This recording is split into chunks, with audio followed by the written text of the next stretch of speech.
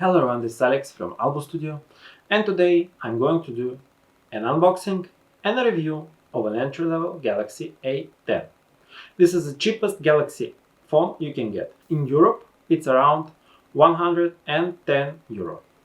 If you are new to the channel, I'm doing tech tips, tech reviews, and I also talk about cryptocurrency. So if you are into that, please consider subscribing so that you don't miss anything. With that being said, let's jump into unboxing.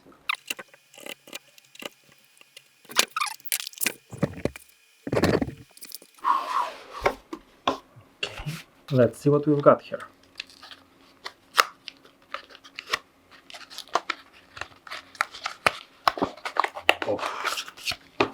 Okay, so there are some manuals. The phone itself. It's a nice big screen, as you can see. We are getting Infinity OLED display, 13 megapixel back camera, 5 megapixel front camera.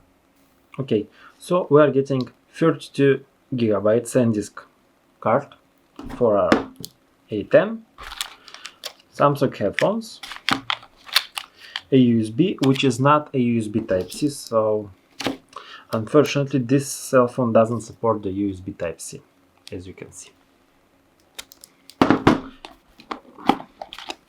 And we are getting a regular, not fast charging. So this is all what we are getting in the box. So, let's see.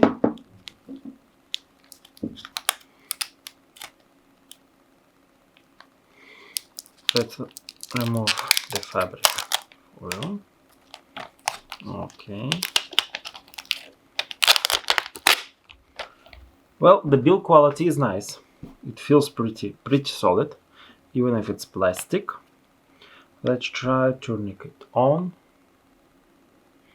I think I can say about this phone first. As first impression, it has a nice display, honestly, but the Samsung, they have the best displays on the market anyway. The new UI looks nice also, just like the phone is. Okay, so let's try and test the camera. A10 and Galaxy S9 phone. Well, honestly, I would say that the quality is almost the same. I'm trying to browse the YouTube with this, and you can see that this phone is really responsive. Nothing is lagging. Okay, let's try to open one of the videos.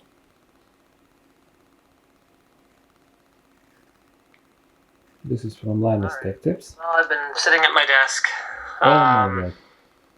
kind of putting off starting this stream for about the last 15 minutes, but I guess I'm just gonna get on. I think that speakers are nice. Let's try those. The internet really is a curious thing, because this whole idea started... It's workable. From my point of view, the downside of this phone, that it has absolutely no Touch ID. This is first. The display on this phone is really nice. Camera is almost like the S9.